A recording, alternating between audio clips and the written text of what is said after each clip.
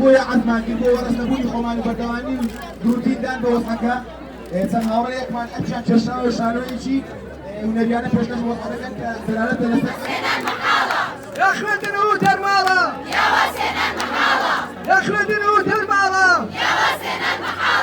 يا خوێندن و دەرماڵە يا خوێندن و دەرماڵە تۆنابین وەزنایەنی تۆنابین وەزنایەنی تۆنابین وەزنایەنی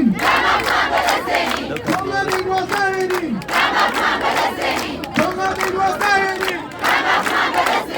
هۆکاری بەردەوامەکەی ئێمە بەوە دەگەڕێتەوە تا ئێستاکانە ئەو بەیاننامەی حکومەت بڵاوی کردێتەوە ڕوونی ئاخۆ دەرماڵەیە یاخود وەک شایستەدارایەکی وەزارەتی پەروەردەیە ئێمە کە هاتوونە سەر شەقام داواکاری ڕئیس سەرەکیمان لەلایەنی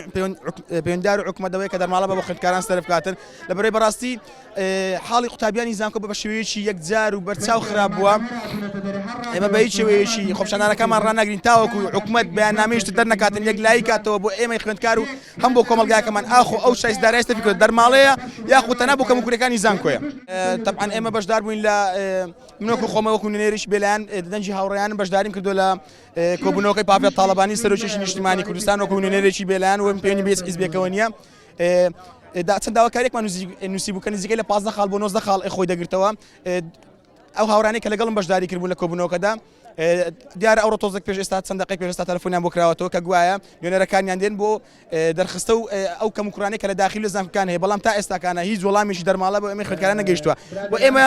هەموو هاوڕێیان دڵنیا دەکەینەوە تاوەکو بە تەواوەتی دڵنیا نەکەینەوە کە ئاخۆ دەرماڵە بە ئێمە دەدرێیاننا جوانتر بڵێم تاوەکو بەدەستی خۆمان پارەی دەرماڵە وەرنەگرین لە خۆپیشاندان ناوەستین لە خۆپیشاندانێکی مەدەنیانە و دوور لە هەموو گرژی و توژێک ناوەستین و هەوڵ دەدەین نێڵی هیچ دەستێکی دەرەشتێکە لە خۆپیشاندانەکان بێتن بە تایبەتی حیزبەکان هربة بلا بيكا هربة بلا بيكا